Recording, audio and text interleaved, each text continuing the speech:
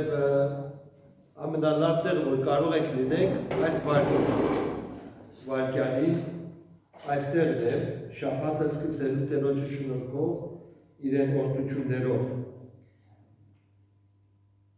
Քրիստոնյա եկեղեցիները երկու շաբաթից արդեն պիտի տոնեն Սուրբ Հարության օրը։ Եվ սա մեզի համար շատ օրհնյալ պահ է, որովհետև կհիշենք մեր Տեր Հիսուսի հարությունը, իհարկե Տեր Հիսուսի հարության հետ կգա իրեն խաչելությունը, իրեն թաղումը եւ հետո հարությունը, եւ եկեղեցիները քանի որ կպատրաստվին այս ուղղությամբ քանի շաբաթներու մեջ, մեր ուշադրությունը ավելի կկենտրոնանա այս նյութերի շուրջ։ Ընդհանրապես, քանի որ տոնական օրերը մեզի կհիշեցնեն այս իրողությունները։ Եվ Տեր Հիսուս Քրիստոսի խաչելությունը մեր հավատքի ամենաէական եւ կարևոր սյունն է, որ եկեղեցին այդ իրողության վրա հիմնված է։ Պողոս Առաքյալ, երբ որ կուզեր մեկ հատկանիշ հիշեր քրիստոնեության մասին, առաջին Կորինթացիս առաջի գլուխ 20-րդ համարի մեջ գսել իսկ մենք կքարոզենք խաչյալ Քրիստոսը, ինչ որ հրյաներուն կայթակություն ու հույներուն հիմնարություն է։ Պողոս Առաքյալ, երբ որ ուզում է միայն մեկ բան նշել Տեր Հիսուսի մասին, փոխանակ հիշե իրեն հրաշները, վերելներն հարություն առնելը, տալը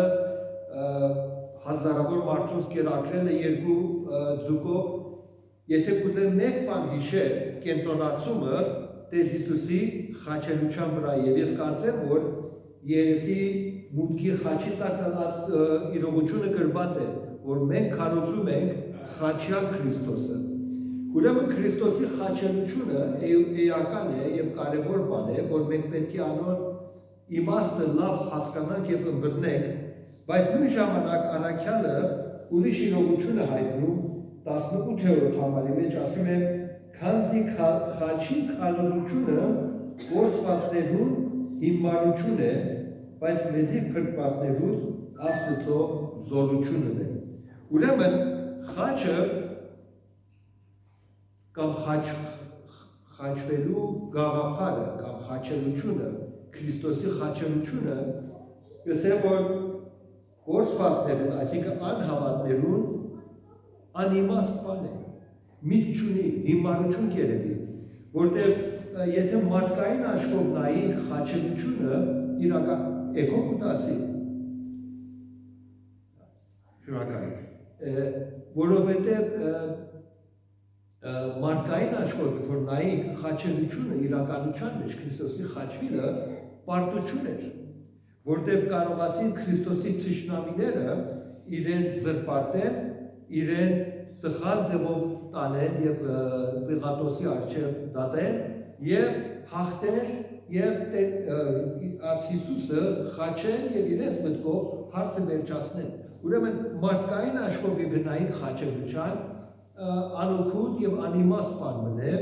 եւ միտք չունի։ Իսկ կսեր մեզի համար հավատացյալներուս անիկա Աստծո զորությունն է։ Ուրեմն կապ ունի մենք խաչելության եւ խաչյալին ինչ աչքով կնայենք։ Եթե նայենք մարդկային աչքով, մարդկային հասկացությունով, անիմաստ բան կդառնա։ Իսկ եթե նայենք Աստծո տեսանկյունը եւ տեսնենք Աստված ինչ կատարեց խաչի վրա, այն ժամանակ կդառնա մեր հավատքի սյունը եւ մեր զորությունը։ Ուրեմն ուզում ենք այս արտու մենք կենտրոնանանք եւ հասկանանք, որ ինչ կատարվեցավ, Աստված ինչ գործողություն կատարեց խաչի վրա, որ մեզի համար զորություն է։ Եթե ուրեմն բացեք ձեր Աստվածաշունչերը Մարկոսի ավետարան 15-րդ գլուխ ուզեմ քանի համարներ կարդալ, որ Տեր Հիսուսի խաչելությունը կնկարագրե 33-ին մինչև 39 համարները։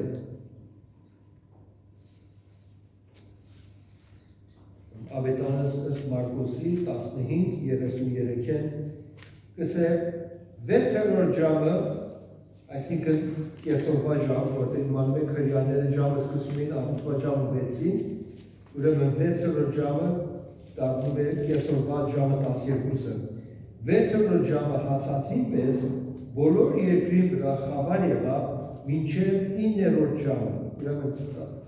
կեսօրվա ժամը 12-ը մինչև ժամի 3-ը, որտեղ Հիսուս մահացավ։ 9-րդ ժամում Հիսուս մեծ ձայնով աղաղակեց ու ասավ. Էլոյ, Էլոյ, լամա սաբակտանի, որ կթարգմանվի Աստված իմ, ինչու ինձ թողեցիր։ Եվ քովը կայնողներեն ոմանք երբ լսեցին, ըսին թե Երյան կկանչեն։ Ու մեկը վազեց սպումը քացախով լեցուց ու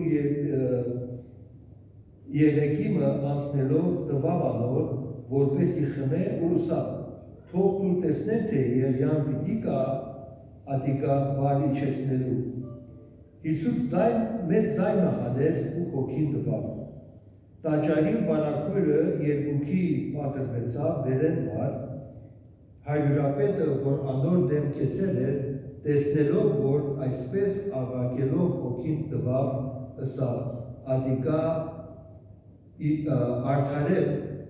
որդի Աստծո էր այս մարդը։ Ուրեմն շատ կարճ բացատրություն է Տեր Հիսուսի խաչելությունն։ Առաջին բանը, որ տեսնում ենք, ասում է այդ ժամին, ժամը 12-ին, որ արևը ամենագագաթնակետին է եւ ամենապայծառ ժամանակն է, խավար եկավ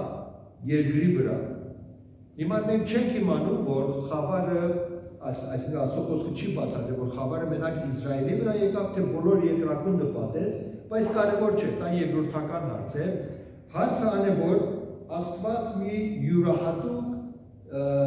նշան տվավ երկրի մեջ այս դեպքի համար։ Ժամանակ առ ժամանակ Աստված իրեն գործը կատարելու համար որոշ նշաններ կտնե երկրի մեջ։ Օրինակ մեզ ամենածանոթը Տեր Հիսուսի ծնունդն է, չէ՞, երբ որ Տեր Հիսուս ծնավ, ասմը երևցավ երկրի մեջ, որ մոքերը առաջնորդեց, որ յուրահատուկ պարագայր է, ասխը երբեք գոյություն չուներ, բայց Աստված ստեղծեց, որպեսզի ասքը գործած է մոքերը առաջնորդելու։ Ուրեմն մեզ համար հարցում կլինի, որ աս խավարի նշանակությունը ինչ է, երբ որ Աստված բերավ ասը։ Կարծեմ եկոն դեր կա։ Ուրեմն մեզի համար հարցում ան է, որ աս նշանակությունը ինչ է աս խավարի։ Խավարը Աստծո խոսքի մեջ միշտ դադաստանի և պատիժի նշան է։ Եթե նայենք մարգարեություն Սեփոնիայի, Սեփոնիա մարգարեություն 5 տակարանի մեջ, առաջի գլուխ 14 և 15 համարների մեջ մեզի ասում է Տերոջը մեծ օրը մոտ է, այսինքն Տերոջը դադաստանի օրը, երբ որ Տերը պիտի գա դատելու մոտ է և խիստ կարդորա Տերոջը օրվան ձայնը կուկա, զորավորը հոն դառնապես պիտի աղաղակե։ Այն օրը բարկության օր է, նեղության ու տանապանքի օր, կործանումի ու ավերումի օր, խավարի ու մեկի օր, ամպի ու մարախուղի օր է։ Տերոջը օրը Աստծո խոսքի մեջ միշտ կապված է Տերոջը դադաստանի օրվան։ Այն օրը, որ Տերը պիտի դադե և կսե, որ այդ օրը սարսափելի օր պիտի լինի։ Դատապարտության, խավարի, հոգի, տառապանքի օր պիտի լինի, որովհետև աշխարհ մեղքի մեջ է, աշխարհ հակառակ է Աստծո։ Եվ երբ որ Աստված կա պիտի դատելու, այս իրողությունը պիտի իրականանա։ Իսկ Ամոսյա մարգարեության մեջ նորեն այս ուղղությամբ որ կխոսի Աստծո խոսքը, ավելի հաստատ կնեն այս իրողությունը, որ այս դեպքը, որ պատահեցավ Տերոջը դադաստանի օրն էր, դադաստանի կարգադրությունն էր, Ամոսա 8:9 համարը, կսե այն օրը, կսե Տեր Եհովան, արևը կեսօրվան ատենը մայր պիտի մտցնեմ, կեսօրվա ատենը, ժամը 12-ին մայր պիտի մտցնեմ, ու ցորեկվան լույսի ատենը երկիրը պիտի խավարցնեն։ Որ օրն է այդ օրը։ Այն օրը, որ Աստված պետք է մեղքը դատե։ Այն օրը, որ Աստված պետք է մեղքը պատժե, կսե որ աս նշանները երկինքի մեջ պիտի երևնա։ Ուրեմն, երբ որ խավարը եկավ, ժամը 12-ից մինչև ժամի 3-ը, երբ Տեր Հիսուսի խաչի վրա էր, շատ հաստատ է, որ Աստված գործունեությունը կկատարեր եւ իրեն դատաստանը կներ պատժելու։ Հիմա հարցումը ան է, որ ումին կպատժեր Աստված։ Արդյոք Աստված կպատժեր Հռոմացի զինվորները, որ Տեր Հիսուսը խաչը հանած էին,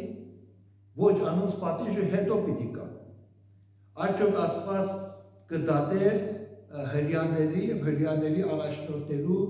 ոչրագործությունը, որ անարդարաբար Տեր Հիսուսը մատնած էին եւ զրպարտությունով Տերոջը դատապարտած էին, որ մահվան ենթարկվեն, ոչ, անոնցն ալի վերջը կգա։ Իրականության մեջ այդ վարքյանին Աստծո բարգությունը կթափվեր իրեն որդվույն վրա, խաչի վրա, որովհետև Տեր Հիսուսը պետք է այդ վարքյաններում մահպաներ, մեղքի հարցը լուծելու վրա էր։ Ինչպես առաջի Կորինթացի, երկրորդ Կորինթացից 5-րդ գլուխ 21-րդ համարի մեջ մեզի ասիրողությունը կհայտնե, որ երկրորդ Կորինթացից 5:21-ի մեջ կսե վասնզի Աստված զանիկա որ մեղ չէր գիտեր մեզի համար մեղ սեպեր, որպեսի մենք անոր միջոցով Աստծո աշխարհները ըլլանք։ Ուրեմն ինչ կկատարվեր խաչի վրա, այն որ մեղ չէր գիտեր, այն որ անմեղ էր, խաչի վրա մեղ դարձած էր, ոչ թե մեղավոր, այլ մեղ, որտեղ մեկը կրնա արդար լինի եւ դեր վրան մեղ կառնե, որպեսի պատիժ ուրիշների համար։ Տեր Հիսուս այս գործը կատարելով խաչի վրա մեղքի հարցը լուծելու մեջ էր։ Աստծո բարգությունը թափված էր հանդեպ մեղք։ Տեսեք, Աստված չի կրնար մեղքը հանդուրժել, որտեղ Աստված սուրբ է եւ մեղքը պիղծ է։ Որևէ տեղ Աստված չի կրնար մեղքը հանդուրժել եւ ընդունել եւ անոր համար է, որ աշխարհ դատապարտված է, որտեղ աշխարհ մեղքի մեջ է։ Մինչև անգամ եթե մեղքը իրեն սիրելու որդու վրա է, Աստված չի կրնար հանդուրժել եւ կպատժե եւ իրեն բարգությունը կթափեր այդ անձի վրա, որ աշխարհի մեղքը իրեն վրա էր եւ ճիշտ այդ պատճառով էր, որ Տեր Հիսուս աղաղակեց, որ Աստված իմ ինչու ինձ թողուցիր, որովհետև այդ վարքյաններին Աստծո սուրբ աչքերը, որ չէր կրնար մեղքը հանդուրժել, երես տասրած էր իրեն սիրելի որդուից։ Հարաբերությունը, որ հավիտենականությունից գոյություն ուներ, հոր Աստծո եւ որդու Աստծո մեջ, կատարյալ համերաշխություն, կատարյալ սեր, կատարյալ միաբանություն, հիմա այդ հարաբերությունը ժամանակի համար խզված էր մեղքի պատճառով, որովհետև Տեր Հիսուս բոլոր աշխարհի մեղքը իրեն վրա առնելով անոր պատիժը կվճարեր եւ Աստծո բարգությունը կթափվեր եւ Աստծո բարգությունը կհանդարտեր, քանի որ պատիժը եկած էր իրեն որդու վրա։ Եվ ճիշտ դրա նշանն էր խավարը, որ եկած էր աշխարհը վերցնելու, պատելու, որ ցցնելու, որ իրողությունն է, որ կկատարվի։ Բայց հետաքրքրական է, երբ որ Տեր Հիսուս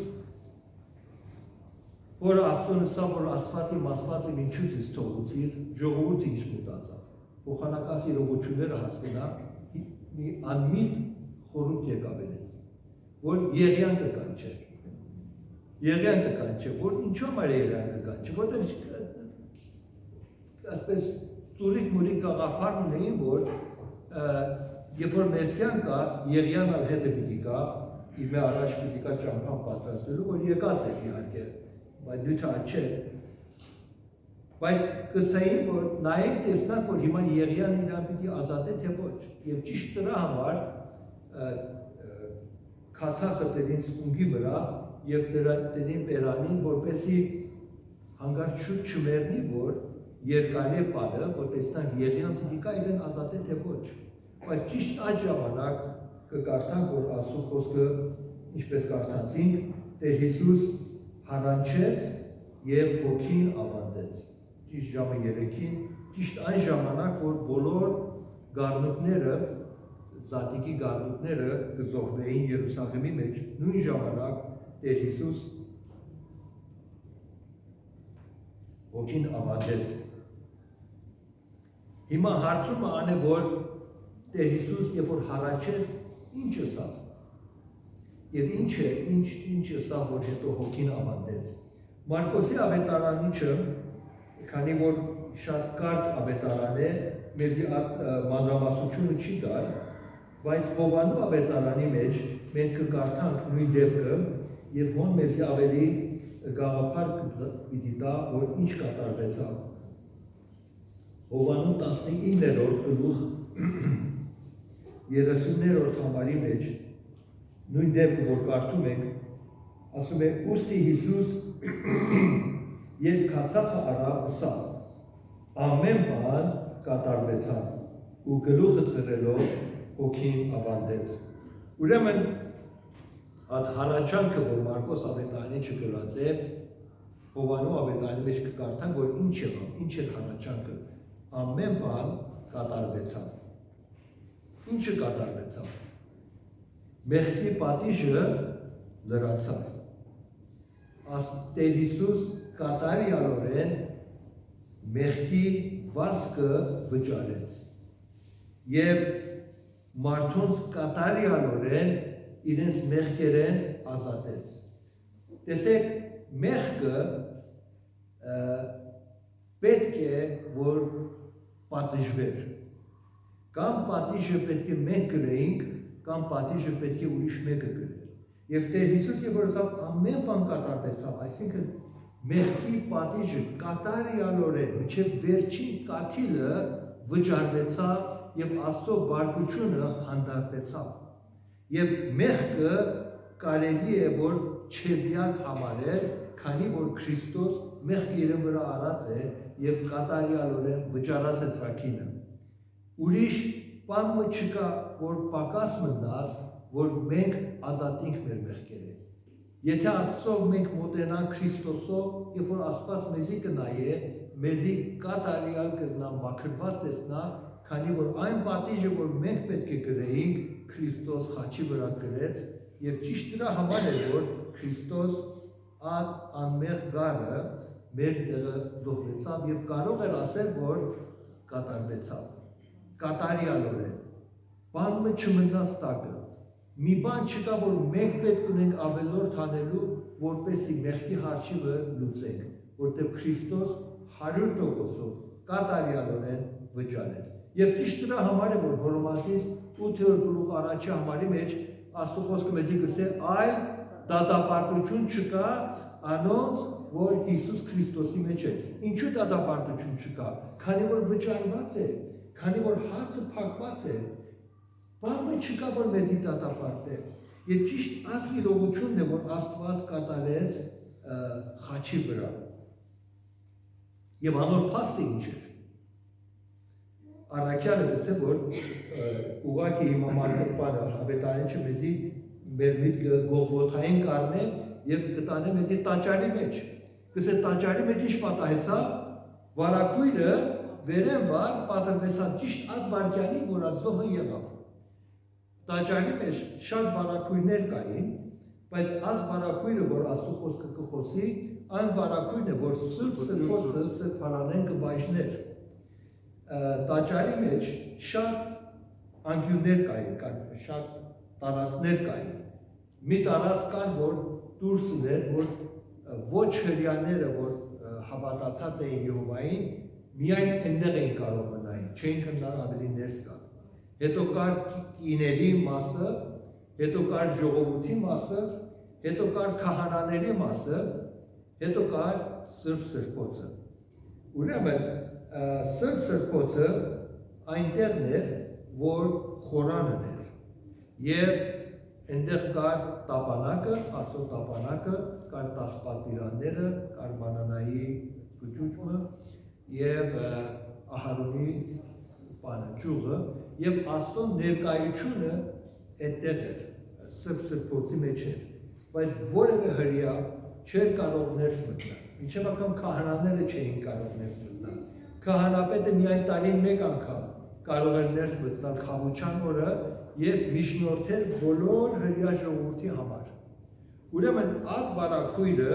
կցցներ, որ Աստծո եւ մարդոց մեջ բաժանում կա, որտեղ մարդը մեղավոր է, Աստված սուրբ է, բաժանում կա, մարդը չէր կարող միանալ Աստծո, մարդը չէր կարող ուղղակի Աստծո հետ խոսել, մոտենալ, քանի որ մարդը մեղավոր էր, Աստված սուրբ է։ Երբ որ այդ վարակույրը վերեն վար եւ ոչ թե վարեն վերեն վար, այսինքն Աստծո գործներ, ոչ թե մարդու գործ, կտրվեցավ, ցույց տվավ, որ այդ բաժանումը վերջացավ։ Հիմա մենք պետք է չունենք արարողություններու, մենք պետք է չունենք կենդանի զոհերու, մենք ուրիշ որևէ բանի պետք չունենք, քանի որ վարակույրը պատրված է։ Հիմա մարդը կարող է ազատորեն Քրիստոսի միջոցով առանց վախի մոտենալ Աստծուն եւ հարաբերել Աստծո հետ։ Եվ ճիշտ դրա համար է, որ Աստծո խոսքը մեզի Առաջի Պետրոս 2:9 համարի մեջ հորդորում է, որ մենք թագավորական քահանայություն ենք։ Եթե մենք քահանաներ ենք Քրիստոսով, այսինքն մենք քահանայի միջնորդության պետք չունենք, քանի որ 5 տակարանի մեջ քահանան էր, որ զոհեր էր անում եւ միջնորդում էր մարդու եւ Աստծո մեջ։ Հիմա որ Քրիստոսով մենք անկախություն ունենք, ազատություն ունենք եւ վարակույրը պատրված է, մենք կլինենք Քրիստոսով, քանի որ մեր մեղքերը մաքրված է, կարող ենք ուղղակի Աստծո հետ հարաբերել, ինչպես այսօր ենք այլ, ճիշտ ասվարքյանին, մենք կարողանում ենք հավատվենք եւ Աստծո պաշտամունք անենք, իմանալով, որ մեր պաշտամունքը Աստծո ընդունելի է, քանի որ Քրիստոսի անունով ենք։ Մեր աղոթները իմանում են, որ Աստծո հասնում է, որովհետեւ Քրիստոսի անունով է եւ մենք այս իրավունքը ունենք։ Ուրեմն մենք այս իրողություն ունենք, որ ան ուրիշ միջնորդի պետք չունենք, քանի որ մենք ամենամեծ միջնորդ ունենք, որն է Տեր Հիսուս Քրիստոս ինքը։ Եվ ոչ թե միայն մենք քահանաներ եղանք, այլ կսենք թագավորական քահանայություն ենք։ Մենք թագավորական պաշտոն ունենք, քանի որ մենք ժառանգակից եղած ենք Քրիստոսի հետ, որն է թագավորը։ Ուրեմն 5 տակարանի մեջ Աստծո ժողովուրդը երկու պաշտոններ ուներ, որ Աստծո ժողովուրդը կառաջնորդեր՝ թագավորները եւ քահանաները։ Թագավորները չէին կարող քահանայի գործը կատարել, քահանաները չէին կարող թագավորի գործը կատարել։ Թագավորը կառաջնորդեր ժողովուրդը, եթե բարեբաճ թագավոր էր Աստծո ճամփաների մեջ, ինչպես Դավիթը, իսկ քահանաները միջնորդություն են անում ժողովրդի համար Աստծո մեջ։ Այս երկու պաշտոնները մենք հիմա երկուքն մերն ենք Քրիստոսով։ Ճիշտ դրա համար է, որ մենք թե թագավորական ցեղ ենք, թե քահանական ցեղ։ Եվ այս իրողությունը մեզի մեծ օրհնություն կտա, մեծ պաշտոն կտա։ Եվ ճիշտ աս է, որ Աստված կատարում էր խաչի վրա։ Եվ դա է մեր զորությունը։ Մեր զորությունը մեզնից չէ, մեր զորությունը կուկա Աստված մեզի համար ինչ արել խաչի վրա։ Եվ ճիշտ այս իրողությունն է, որ Պողոս առաքյալ կուզեր մեզի բացատրել առաջի Կորինթացիս մեջ, որ խաչը, եթե մարդկային աչքով նայենք, անհավատների աչքով նայենք, հիմնական բան է։ Բայց եթե Աստծո աչքով նայենք, մեր զորությունն է։ Մեզի կտա մեծ օրհնություններ եւ մեզի անում է թագավորական քահանաներ։ Աս է պատկամը խաչի։ Եվ ճիշտ դրա համար է, որ ամեն հիմնապաշտ եկեղեցի մեջ մենք խաչ ենք տեսնում։ Խաչը մեզի հիշեցնում է, որ Աստված մեզի համար ինչ է արել խաչապայտի վրա։ Քրիստոս ինչ արել մեզի համար խաչապայտի վրա։ Բայց իմանում ենք, սա միայն սկիզբն է։ Աստծո խոսքը ասում է, որ նայեք, այս բոլոր օրհնությունները, որ մինչև հիմա տեսանք, այն ժամանակ կատարվեցավ, որ մենք դեռ Աստծո թշնամիներն էինք, անհավատներ էինք, եւ մենք անհավատ էինք Աստված մեզի համար Քրիստոս խաչելությամբ տվավ, եւ մենք անհավատ էինք Աստված մեզի այս օրհնությունները տվավ։ Հիմա ինչքան ավելի շատ մենք օրհնություններ ունենք Աստծո մոտ, հիմա որ իրեն սիրելի որդիներն ենք։ Այս իրողությունը մենք պետք է հիշենք եւ պահենք։ Եվ ճիշտ դրա համար է որ առաջի Կորինթացիս 2:9 համարի մեջ առաքյալը մեզի իրողությունը կհիշեցնե առաջի Կորինթացիս 2:9 համարի մեջ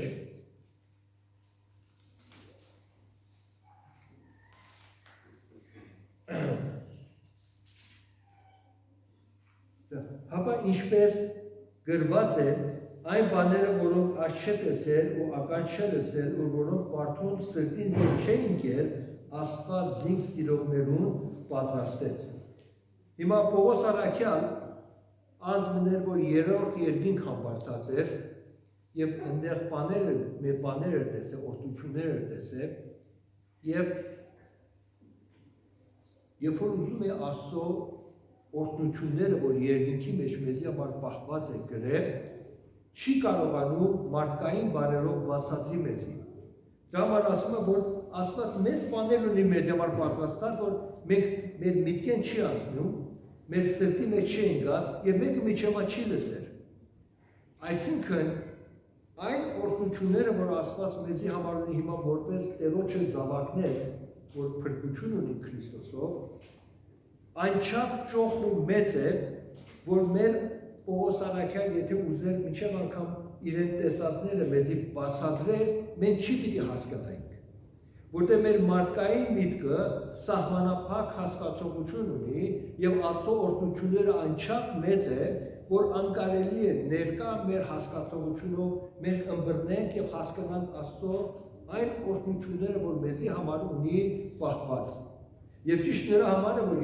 Եփեսացիս 2:8 մեջ ասում է, որ մեզի երկնավորներու մեջ նստեցուց, որպեսի գալիք բարիքները կարենանք վայելենք։